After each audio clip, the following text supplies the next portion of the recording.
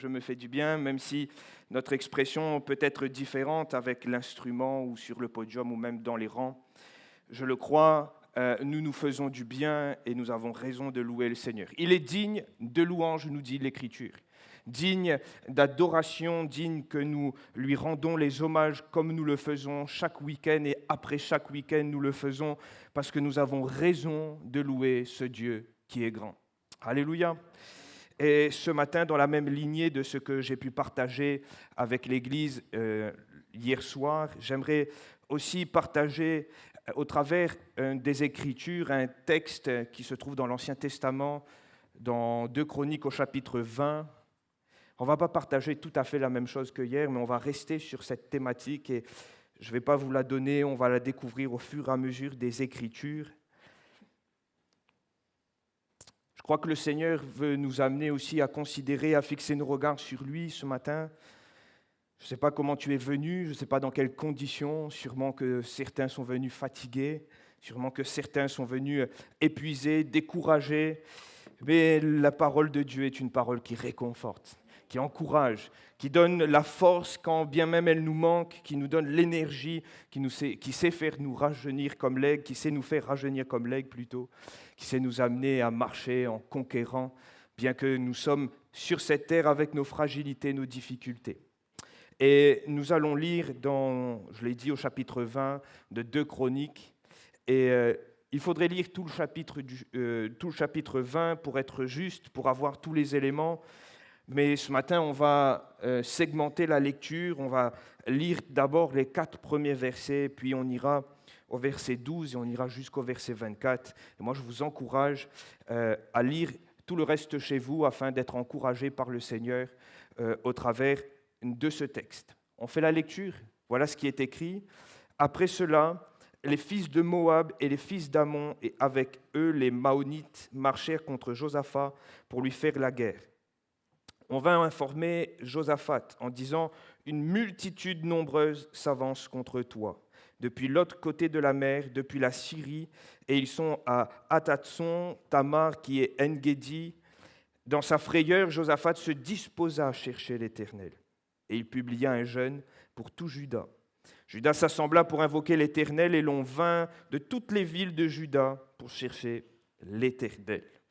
On va aller au verset 12 maintenant. Comprenez que Josaphat va publier un jeûne, le peuple va se mettre et se disposer à chercher Dieu à l'image de son roi, et il va élever de son cœur une prière, et c'est toute la partie que nous allons sauter. On arrive à la fin de cette prière. Au verset 12, il est écrit « Ô notre Dieu, n'exerceras-tu pas tes jugements sur eux ?»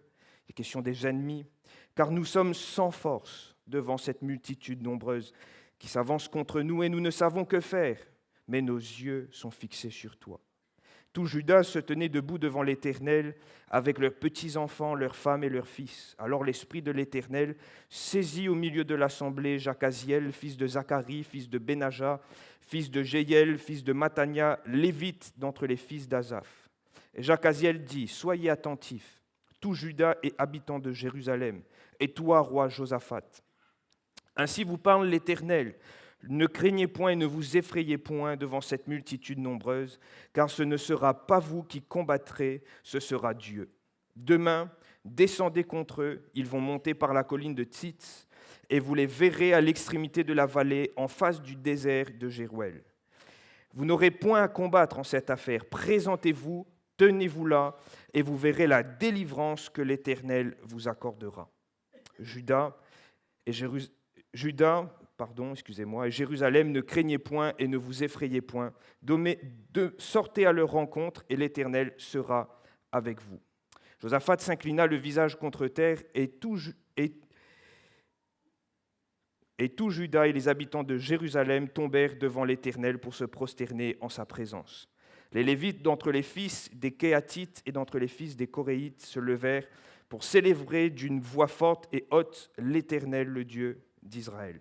Le lendemain, ils se mirent en marche de grand matin pour le désert de Tekoa. À leur départ, Josaphat se présenta et dit « Écoutez-moi, Juda et habitants de Jérusalem. Confiez-vous en l'Éternel, votre Dieu, et vous serez affermis. Confiez-vous en ses prophètes, et vous réussirez.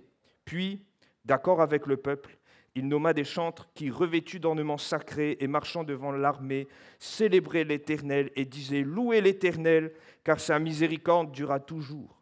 Au moment où l'on commençait les chants et les louanges, l'Éternel plaça une embuscade contre les fils d'Ammon et de Moab et ceux de la montagne de Séhir qui étaient venus contre Juda. Et ils furent battus. Les fils d'Ammon et de Moab se jetèrent sur les habitants de la montagne de Séhir pour les dévouer par interdit et les exterminer. Et quand ils en eurent fini avec les habitants de Séhir, ils cédèrent les uns les autres à se détruire. Lorsque Juda fut arrivé sur la hauteur dont l'on aperçoit le désert, ils regardèrent du côté de la multitude, et voici, c'étaient des cadavres étendus à terre, et personne n'avait échappé. Alléluia. La lecture est un peu longue, on s'en mêle un peu les pinceaux avec les lignes, mais n'empêche que ce texte, et il était important de le lire en entier, nous parle de quelque chose de glorieux. Une bataille, comme le peuple d'Israël a pu faire face dans toute son histoire, et surtout dans son histoire biblique, ce qui nous est laissé depuis sa sortie d'Égypte jusqu'au moment où ils sont entrés en Canaan. Une bataille qui semblait perdue d'avance parce que regardez cette multitude, regardez tous ces ennemis qui viennent et qui entourent, qui encerclent Josaphat et le peuple de l'Éternel. Et il faut comprendre qu'il y a de la crainte et de la peur. Je vais même vous amener peut-être un peu avant ce texte. Josaphat, il vient d'échapper à la mort, in extremis. Alors qu'il était allé au combat, il avait fait une alliance plus que douteuse avec Akab. Il a fallu de très peu, pour que Josaphat meure, pour qu'il perde la vie, parce qu'il s'est retrouvé encerclé, lui en habits royaux et Akab déguisé.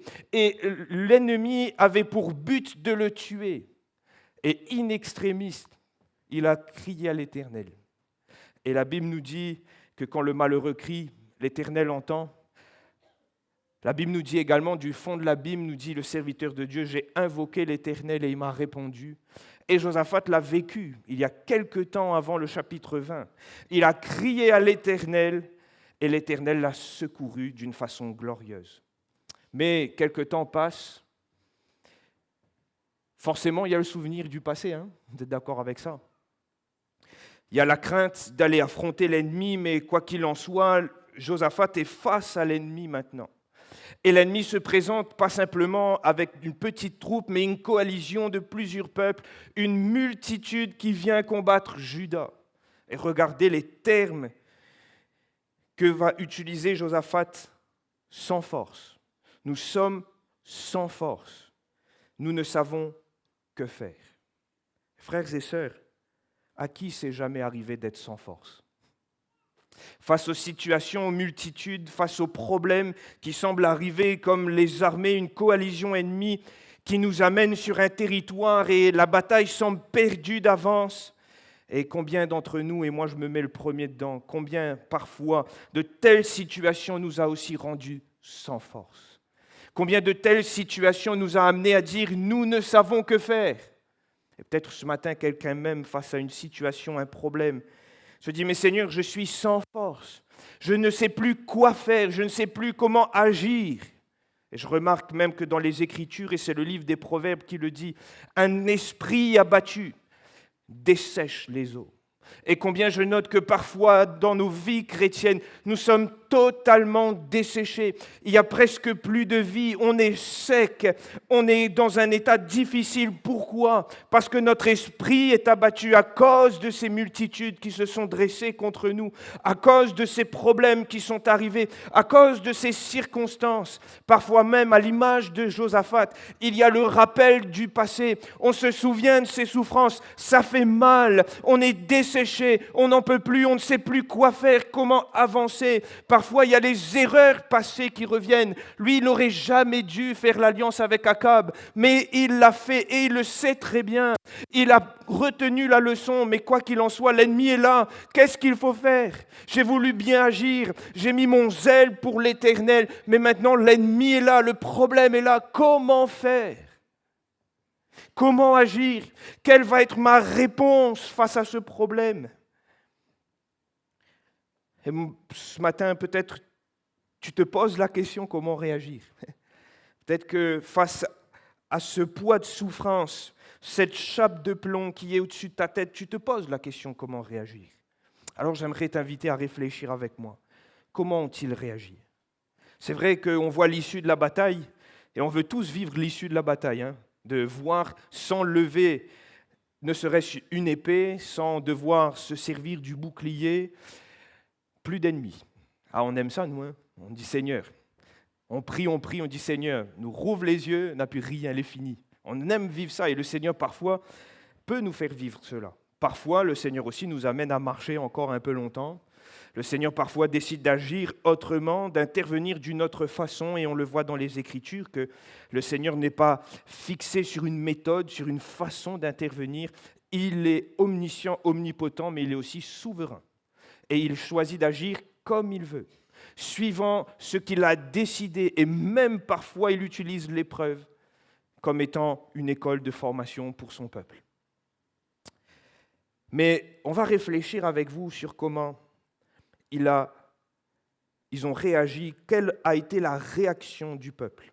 Alors, je l'ai déjà prêché ce texte, je me rappelle, c'était au jeûne et prière, un jeudi, et je crois que de prime abord, ce qu'on aimerait noter, c'est que dans le texte, Josaphat, qu'est-ce qu'il fait? Qu'est-ce qu'il fait, Josaphat?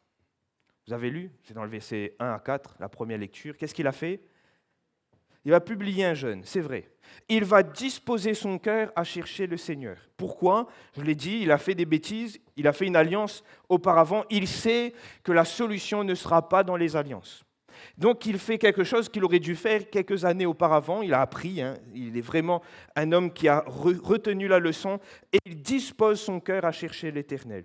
Il va publier un jeûne. Tout le peuple va se mettre à jeûner et à prier. Et parfois, et moi je le crois que c'est aussi de la même façon qu'on doit agir face à nos problèmes, nos combats. Nous publions un jeûne et nous nous mettons à prier.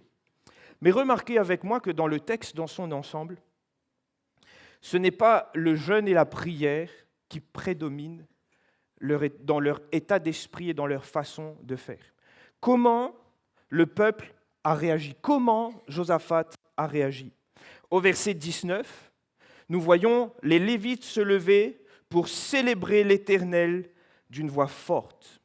Au verset 21, alors que Dieu ne leur a jamais dit de le faire, alors qu'ils savent qu'il faut aller au combat, l'armée se prépare, les épées sont préparées, les boucliers sont rangés. Mais la Bible nous dit que Josaphat, d'accord avec le peuple, au verset 21, il va nommer des chantres et ils vont marcher, et les chantres et la chorale qui va être choisie vont marcher devant l'armée en célébrant l'Éternel et en disant « Louez l'Éternel, car sa miséricorde dure à toujours. » Et quand vous regardez le texte, même à la fin, c'est toujours dans la louange que se réfugie le peuple. Et je le note, frères et sœurs, que finalement, dans ce combat, le lieu d'abri, le lieu de repos, là où le peuple est allé se réfugier, même s'il y avait cette oppression, cette difficulté, même s'il y avait le poids du passé, la pression des ennemis, la peur de mourir, le peuple s'est réfugié dans la louange. À partir du verset 29, on n'entend pas le peuple dire « Seigneur, secours-nous ». On entend le peuple dire « Loué soit l'Éternel ». On n'entend plus Josaphat dire « Oh Seigneur, viens, on a peur, on est sans force ». On entend Josaphat dire « Confiez-vous en l'Éternel, loué soit Dieu ». Et il se met à louer et il entraîne le peuple alors qu'ils vont au combat. Je crois que jamais c'est arrivé. C'est la chorale qui commence l'armée et le défilé, ils partent. Et dans cette démarche militaire, plutôt que de voir des hommes armés, ce sont des gens avec des guitares, des flûtes, des tambourins qui se mettent à louer le Seigneur. Je ne sais pas si on était dans le camp de l'ennemi, comment on aurait vu ça. Une armée qui vient et qui s'approche en fanfare, ça aurait été bizarre. Mais pourtant, le peuple d'Israël et son roi Josaphat se sont mis à louer Dieu. Frères et sœurs, je me permets de poser une question ce matin. Comment nous réagissons face à nos problèmes? Je me mets premièrement, comment moi je réagis face à mes problèmes? Je note que publier un jeûne et prier, ça on sait le faire, on le fait. sait combattre dans la prière. Mais sommes-nous aussi capables de louer le Seigneur? Sommes-nous aussi capables d'aller chercher refuge dans la louange? Sommes-nous capables d'aller chercher Dieu et le contempler pour qui il est? Ou sommes-nous finalement totalement épuisés, desséchés, et finalement nous croulons sous le poids des problèmes? Il n'y a que la situation, il n'y a que le problème. Notre tête est remplie de cela. Et si ce matin le Seigneur nous appelait à le louer, malgré les difficultés, malgré les problèmes, malgré les épreuves, malgré la multitude, et si le Seigneur voulait nous voir entrer dans cette réalité de la louange? C'est une question, hein. Le peuple d'Israël a loué le Seigneur. L'ennemi était toujours là, au verset 19. Au verset 21, quand la chorale est montée devant l'armée, l'ennemi était toujours là. La Bible nous dit que c'est qu'au verset 24, lorsqu'ils sont arrivés au bout de la montagne, qu'ils ont vu qu'il n'y avait plus d'ennemis. Mais tout au long de la montée, ils ne savaient pas ce qui se passait ni sur le sommet de la montagne, ni de l'autre côté, de l'autre pan de la montagne. Ils ne savaient pas ce qui se passait. Pourtant, cela n'a pas empêché le peuple de monter et de dire « Loué soit l'Éternel, car sa miséricorde durera toujours. Loué soit l'Éternel, parce qu'il est bon envers son peuple. » Frères et sœurs, je le crois, si un esprit abattu dessèche les eaux, un cœur joyeux et dans la louange est un bon remède. Et ça, ce n'est pas moi qui le dis, c'est le proverbe. Un cœur joyeux est un bon remède, mais un esprit abattu dessèche les eaux. Ça, c'est le verset en entier du proverbe 17, 22. Et je le crois que parfois, nous laissons les épreuves nous dessécher et nous abattre. Et forcément, frères et sœurs, quand on laisse l'esprit s'abattre, lorsqu'on se rappelle uniquement des épreuves, oui, nous nous desséchons. Mais lorsque nous nous réfugions dans la louange, le cœur joyeux est pour nous un bon remède. Alléluia. Alors, j'aimerais avancer avec vous dans ce message. Parce que oui, finalement, la louange a été l'arme ultime pour le peuple, parce que le peuple n'a pas eu à utiliser l'épée. Le peuple n'a pas eu à utiliser le bouclier. Le peuple aurait pu très bien monter juste avec la chorale. Pourquoi? Parce que finalement, c'est Dieu qui a agi, c'est Dieu qui a combattu, c'est Dieu qui est intervenu. L'ennemi s'est tué lui-même. Il n'y a pas eu besoin d'intervenir pour le peuple. La louange a donc été pour eux dans tout leur cheminement, dans leur marche, dans leur avancement, face à cet ennemi, a été pour eux l'arme par excellence. Et je le crois aussi que dans nos temps difficiles, face à nos problèmes, la louange est aussi pour nous une arme et aussi pour nous un refuge.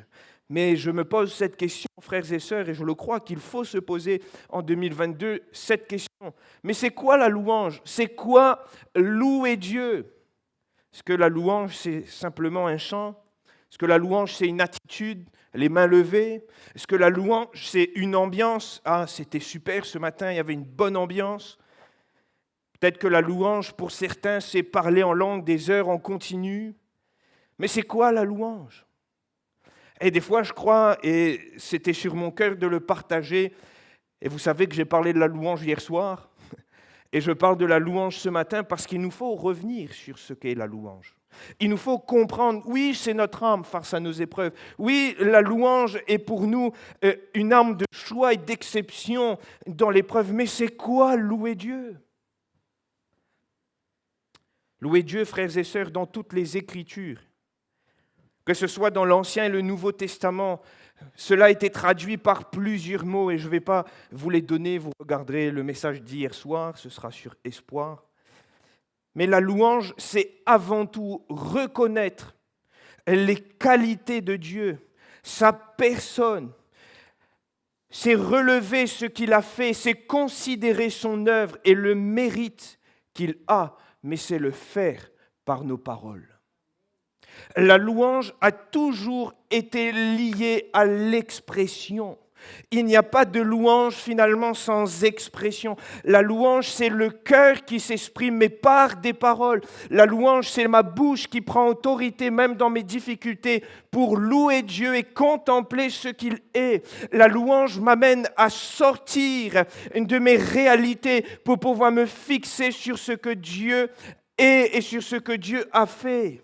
La louange ne m'amène pas à regarder sur ce que je suis en train de vivre maintenant, mais la louange m'amène à regarder sur le Seigneur et sur ce qu'il a fait auparavant. La louange me force à sortir de ma réalité présente et terrestre pour me centrer sur les réalités célestes et aussi les réalités à venir. Et frères et sœurs, parfois on a du mal à le faire, parfois on a du mal à pouvoir louer le Seigneur. Je le remarque souvent quand on loue le Seigneur, et moi le premier, on dit « Seigneur, je te loue parce que tu es bon, parce que tu es merveilleux, mais oublie pas mon problème. » Mais là, je ne suis plus en train de louer Dieu, je suis en train de lui prier. Vous comprenez? Parfois, on loue le Seigneur, on dit « Seigneur, tu es grand, tu es allé à la croix, tu as pris mes péchés, mais Seigneur, j'ai encore une chaîne. » Et finalement, on n'est plus dans cet esprit de louange. Je vais vous raconter une petite expérience que j'ai vécue. Il y a quelque temps de cela, j'ai décidé d'avoir un temps de jeûne et prière, un temps étendu qui allait au-delà du jeûne et prière du jeudi. C'était un temps personnel, c'était un temps, je voulais mettre au-delà d'une heure, c'était pour moi un vrai souci de pouvoir passer vraiment un temps avec le Seigneur. Je me suis dit, bon, cette journée, je vais réserver plus d'une matinée, aller jusqu'à au-delà de midi, mais commencer tôt le matin et je vais chercher le Seigneur. Je vais chercher le Seigneur, je veux vraiment vivre un temps de cœur à cœur, je vais prendre le temps d'étudier sa Bible, sa parole, celle qui m'a laissé, je vais prendre le temps de chercher sa face. Et du coup, je me suis dit quand même, vu qu'il y a quelques heures devant moi, il vaut mieux le planifier. Alors moi, je suis quelqu'un de très systématique, j'aime bien planifier les choses. Pour ceux qui travaillent près de moi, ils le savent. Mais du coup, j'ai pris mon papier, je me suis dit, je vais timer, mettre un temps sur chaque partie de ce temps de jeûne et prière. Et du coup, j'énonce les besoins, je prie pour les besoins de l'Église, je prie pour les besoins de ma famille, je me dis, Seigneur, oui, il y a telle personne, sauve-le, il faut que je l'écrive. Donc voilà, je vais prier pour le salut d'un tel, je vais prier pour tel besoin, il y a telle situation que j'ai appris qui me peine vraiment, je veux vraiment passer du temps, Seigneur, je vais prier. Et à ce moment, je me dis, bon, j'ai beaucoup de sujets de prière. Du coup, je me dis, dans la planification de ce temps de jeûne et prière, Seigneur, il faut quand même que je te donne du temps pour louer. Il faut que je prenne le temps de te louer. Du coup, je fixe un temps pour louer le Seigneur.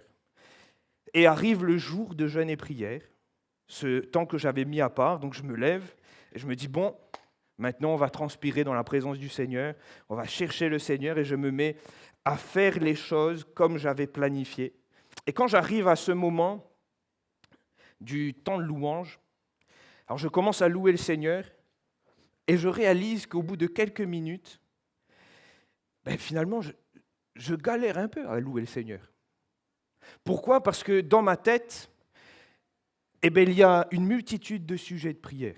Dans ma tête et sur mon papier, il y a une multitude de choses qui viennent. Et mes pensées, à ce moment-là, lorsque je suis censé louer le Seigneur, c'est ce que j'ai écrit, et mes pensées sont obnubilées par les sujets que j'ai notés. Mes pensées sont obnubilées par les épreuves des uns et des autres, de la famille, mes épreuves personnelles, et mes pensées sont fixées là-dessus. Et à un moment donné, je me dis, mais je suis en train de dire des choses, mais est-ce que je les pense? Et je me dis, mais c'est pas possible, Seigneur. J'ai ça de sujet de prière, et je te réserve ça pour la louange, et j'y arrive pas. Et je me suis vraiment remis en cause à ce moment-là, parce que je me suis dit, mais c'est difficile de louer le Seigneur. Et je remarque que finalement, des fois, ce n'est pas que moi. C'est une réalité, on est tous confrontés à la même réalité, on est fait de la même chair et on a le même corps. Et à cause de nos besoins, à cause de nos épreuves, parfois à cause de la multitude des épreuves, nos pensées s'agitent. Et nous avons du mal à fixer nos yeux sur Dieu et à simplement prendre plaisir en lui. Frères et sœurs, un homme de Dieu va dire cela, que Dieu, lorsqu'il nous a commandé de lui rendre gloire, de le louer, Dieu nous avait invités par la même occasion à prendre un temps à trouver notre plaisir en lui. Et je suis totalement d'accord avec cet homme, parce qu'à ce moment, je me suis dit, je vais mettre un stop à mes pensées et je vais maintenant m'intéresser à qui est Dieu. Et dans ce temps de prière et de jeûne, je me suis mis à réfléchir à sa personne, à le louer pour qui il est. J'ai pris le temps de prendre, vraiment considérer ce que le Seigneur est pour moi. J'ai pris le temps de compter ses bienfaits. Je me suis mis à dire, mais Seigneur, c'est vrai, tu m'as béni là, je veux te louer pour ça. Dans telle situation, alors que j'étais dans tel problème, Seigneur, tu as agi, je veux te bénir. Et vous savez quoi, que dans ce temps, finalement, j'ai sauté le timing que j'avais fixé pour le temps de louange, parce que je m'étais mis sérieusement à chercher, à contempler Dieu. Frères et sœurs, pourquoi le peuple a-t-il pu louer le Seigneur? On l'a lu. Josaphat a dit une chose, nos yeux sont fixés sur toi. Les yeux du peuple et de Josaphat n'étaient plus fixés sur la multitude. À ce moment de la prière, Josaphat avait décidé d'une chose, c'est que ses yeux allaient être fixés sur Dieu. Frères et sœurs, je le crois, et c'est la définition même de la louange. La louange, c'est quand nous fixons nos regards sur Dieu.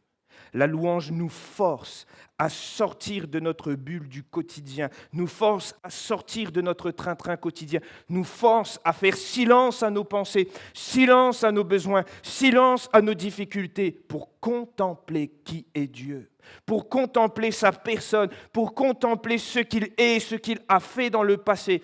Et c'est à ce moment-là que nous prenons plaisir dans sa présence, parce que nous nous rappelons ce qu'il a fait, ce qu'il a opéré, et notre cœur se remplit de joie. Et c'est un bon remède pour notre âme abattue. Alléluia.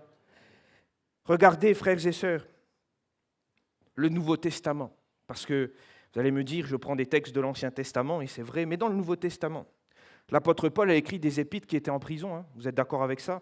Il y a quand même 4 épîtres de la captivité, l'épître aux Éphésiens, aux Philippiens, aux Colossiens et Philémon. Intéressez-vous au message de ces épîtres.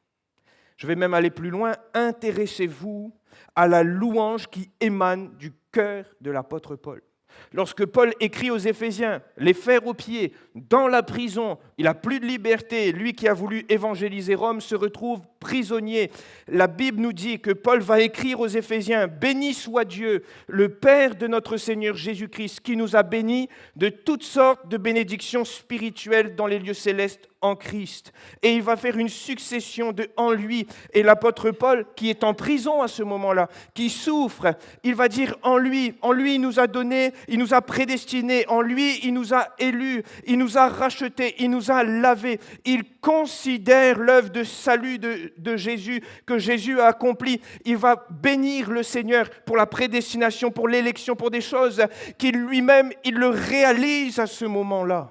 Et moi je le crois, il commence ses épîtres par la louange, il commence par fixer ses regards sur Dieu, il commence par se rappeler de ce que le Seigneur a fait, et il donne aussi à l'Église un modèle, une trame, alors que lui-même est éprouvé, il cherche à se rappeler ce que Dieu a fait et ce que Dieu est.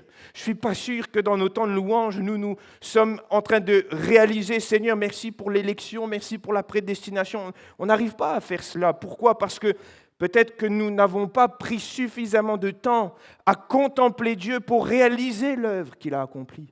Peut-être n'avons-nous pas eu le temps, à cause de nos soucis, du train-train de la vie, à chercher et à comprendre ce que Dieu a véritablement accompli.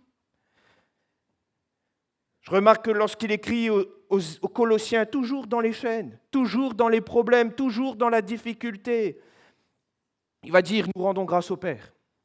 Ah, mais Paul, mais tu es quand même fatigué, tu es usé, tu es dans cette prison, tu vieillis, ça se passe mal. Oui, mais il écrit aux Colossiens, et il commence sa lettre, nous rendons grâce au Père, qui nous a rendus capables d'avoir part à l'héritage des saints dans la lumière. Vous êtes forts, c'est fort. Lui qui n'a aucun héritage sur cette terre, il est prisonnier, démuni de tout, il arrive à se fixer, Seigneur, tu nous as réservé un héritage dans le ciel. Et il va dire qu'il nous a délivrés de la puissance des ténèbres et qui nous a transportés dans le royaume du Fils de son amour, en qui nous avons la rédemption, la rémission des péchés. Et là, il contemple Jésus. Il est l'image de Dieu, le premier-né de toute la création. Toutes choses ont été créées par lui et en lui. Et l'apôtre Paul est en train de contempler le Seigneur, alors qu'il est en prison. Et frères et sœurs, je pourrais citer toutes ces épîtres en prison. Cette épître aux Philippiens, écrite aussi dans ces temps de captivité, où l'apôtre Paul est capable de dire « Réjouissez-vous dans le Seigneur ». Paul, mais tu es éprouvé, tu es dans la souffrance. Réjouissez-vous dans le Seigneur. Je vous le dis, réjouissez-vous. Frères et sœurs, c'est ça la véritable louange. C'est ça la véritable louange, celle qui nous amène à sortir de nos réalités présentes, celle qui nous accable, celle qui nous use, celle qui nous dessèche et qui nous amène à mettre silence à ça. À plus être dans la prière ou la complainte, mais vraiment en cherchant Dieu et en le contemplant pour qui il est. En disant, Seigneur, je vais te louer parce que tu es mon berger, tu es mon sauveur, tu es celui qui m'a racheté. Seigneur, je veux réaliser ce matin la croix de Jésus-Christ, le sang qui a coulé, Seigneur. Tu as quitté ton ciel de gloire, tu es venu, Père. Et c'est tellement glorieux, tellement bon, et il y a tellement de choses et de trésors à trouver dans la louange quand nous nous mettons à regarder à Dieu. Mes frères et sœurs, je le note, c'est pas facile. C'est pas facile de faire silence. C'est pas facile de faire silence à nos problèmes. C'est pas facile de mettre un stop à la tempête. C'est pas facile lorsqu'on est dans la machine à laver du Seigneur, on a l'impression que c'est épreuve sur épreuve, de dire on va faire une petite pause dans cette machine à laver, on va louer le Seigneur. C'est difficile de le faire. C'est difficile de le faire, mais je le dis ce matin, oui, c'est difficile de le faire. Pourquoi ? Parce que entrer dans une véritable louange et se mettre à louer Dieu, quels que soient les temps et les circonstances et malgré l'épreuve, cela nous amène à vivre et faire un pas de foi. On ne peut pas finalement mettre un stop, un frein à nos activités de la journée, ce qui nous préoccupe, et nous mettre à louer Dieu sans faire un pas de foi. Le peuple d'Israël, je l'ai dit tout à l'heure, il a fallu arriver sur les hauteurs, nous dit le verset 24, pour constater la victoire. Mais cela n'a pas empêché qu'ils louent le Seigneur. Mais pendant toute cette montée, alors qu'ils ont dit « Louez le Seigneur, car il est bon, car sa miséricorde durera toujours », c'est qu'ils avaient confiance en Dieu. Ils avaient suffisamment confiance en Dieu, ils se sont dit « Seigneur, quelle que soit l'issue, quel que soit le moment et quel que soit ce que mes yeux vont voir quand je vais arriver au bout, peut-être faudra-t-il dégainer l'épée, je ne sais pas. Mais Seigneur, par la foi, on va prendre le chemin, on va monter sur cette montagne et on va t'adorer, Seigneur. On va se mettre à te louer et t'adorer. » C'est une démarche de foi. Oser louer dans l'épreuve, c'est une démarche de foi, frères et sœurs. Et regardez ce que Josaphat dit au peuple. « Confiez-vous en l'Éternel. » Et on aurait pu le traduire « Ayez foi en Dieu. » Ayez foi en Dieu. Mettez tout cela de côté et mettez-vous à le louer maintenant. Et en commun accord avec le peuple, ils se sont mis à louer le Seigneur.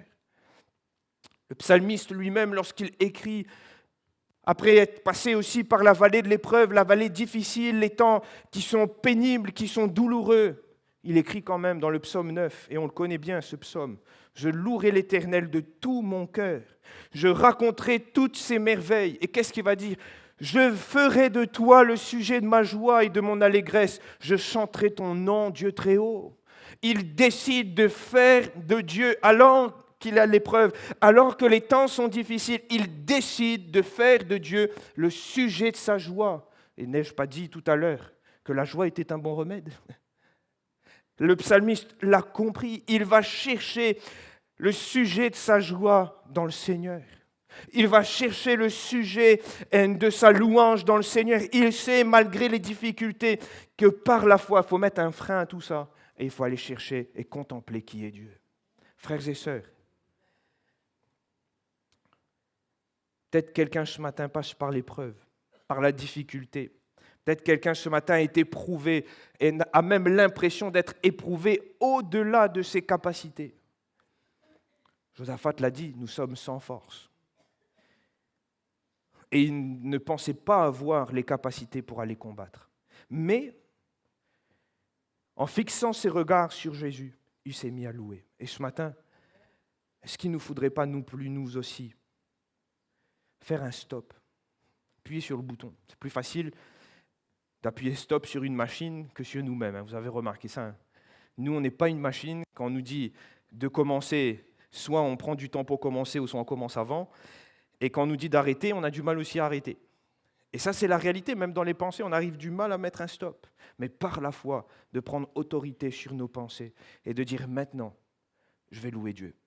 Maintenant, je vais contempler qui il est. Maintenant, je vais dire à mon âme, regarde à ton Dieu, loue ton Dieu, compte ses bienfaits, regarde à qui il est. Frères et sœurs, je l'ai dit, si la louange nécessite la foi, la louange est aussi l'expression de la foi. Je vais m'expliquer. J'ai cité les auteurs, et je n'ai cité notamment l'apôtre Paul. J'aurais pu aussi citer l'apôtre Jean, exilé à l'île de Patmos. Lui, il n'a plus droit à la civilisation. Il faisait trop de bruit, il gênait tout le monde. On l'a envoyé à l'île de Patmos, exilé tout seul, et pour qu'il purge sa peine. Et alors qu'il est exilé sur l'île de Patmos, vous savez ce qu'il a écrit? Apocalypse 1, à celui qui nous aime, qui nous a lavés par son sang, qui a fait de nous un royaume, des sacrificateurs pour Dieu, à lui soit la gloire. Mais Jean m'était exilé, à lui soit la gloire.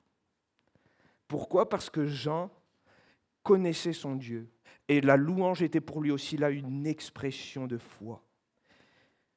Frères et sœurs, c'est vrai que finalement, pouvoir louer Dieu dans l'épreuve, c'est une preuve d'une certaine maturité et d'une certaine foi. Ce n'est pas monsieur tout le monde qui peut prendre les paroles de Job et dire « l'Éternel a donné, l'Éternel a repris, que le nom de l'Éternel soit béni » et de le faire dans la louange et non dans la complainte. C'est véritablement la preuve d'une vraie connaissance de Dieu. Parce que je le note, l'apôtre Paul, s'il peut parler d'élection, de prédestination, s'il peut parler de choses qui nous paraissent quand même compliquées, mais c'est parce que lui connaissait son Dieu. Il connaissait le Dieu en qui il avait cru. Et même s'il y a l'épreuve, même s'il y a les fers aux pieds, même s'il y a la difficulté, l'apôtre Paul connaissait son Dieu. Et il décide par la foi, il décide de faire ce pas de foi, de mettre un stop, de sortir de cette cellule de prison et de vivre un temps avec Dieu, considérant les réalités célestes, les bénédictions spirituelles, considérant l'œuvre et la personne de Jésus-Christ. Il décide de regarder à Dieu, mais il connaît son Dieu. Donc forcément, sa louange est empreinte de sa connaissance de Dieu. Et frères et sœurs, je note que finalement, parfois, c'est aussi une réalité, c'est que à force d'être focalisé aussi sur nos épreuves, on a oublié de progresser dans la foi et avancer avec Dieu. Alors forcément, notre louange a du mal à sortir et a du mal à exprimer notre foi. Mes frères et sœurs, moi je le crois ce matin, que le Seigneur veut que nous puissions progresser. Oui, nous voulons marcher sur nos lieux élevés. Oui, nous voulons pouvoir continuer à marcher malgré la tempête sur les eaux qui sont agitées. Nous voulons pouvoir continuer malgré l'épreuve. Mais on a besoin de grandir dans notre connaissance de Dieu. Parce que la louange ne peut être que l'expression de notre foi. N'est-il pas écrit « Mon juste vivra par la foi » ? Alors oui, il nous faut la foi pour mettre un stop, un frein à toutes nos situations, mais il nous faut aussi exprimer notre foi au travers de la louange, en disant « Seigneur, je crois en toi. Seigneur, je crois parce que je veux me rappeler tout ce que tu as fait pour ma vie. Je crois parce que je veux compter tes bienfaits. Je crois, Seigneur Jésus, que tu es ce Dieu-là dont j'ai entendu parler, le Fils de Dieu. Tu es celui qui est venu en chair. La parole a été faite chair. Tu es le Dieu qui existe de toute éternité, avant même la création du monde. Je veux croire que tu es ce Dieu qui a dit que mon nom était inscrit sur ses mains. Je veux croire, Seigneur Jésus, que tu es ce bon berger du psaume 23, que tu es celui qui prend soin, qui m'amène près des eaux paisibles, qui sait aussi me préserver même dans la vallée de l'ombre de la mort. Seigneur, je veux croire que tu es ce Dieu-là, parce que ma louange exprime ma foi. Frères, sœurs, et si ce matin,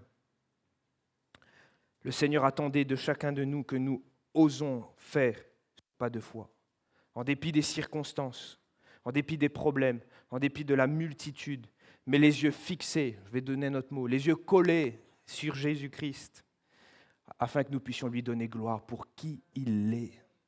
C'est dur, frères et sœurs. C'est dur ce matin, peut-être pour ceux qui vivent des épreuves terribles, et il y en a. Mais si finalement, notre victoire était dans la louange,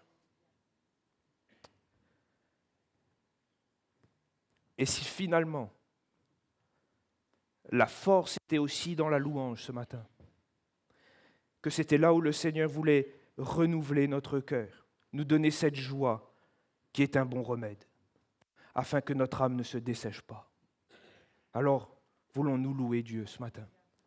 Voulons-nous prendre le temps à considérer qui il est, pas nos problèmes, pas nos difficultés, qui lui il est, ce qu'il a fait, ce qu'il a accompli et ce qu'il veut accomplir encore pour nos vies.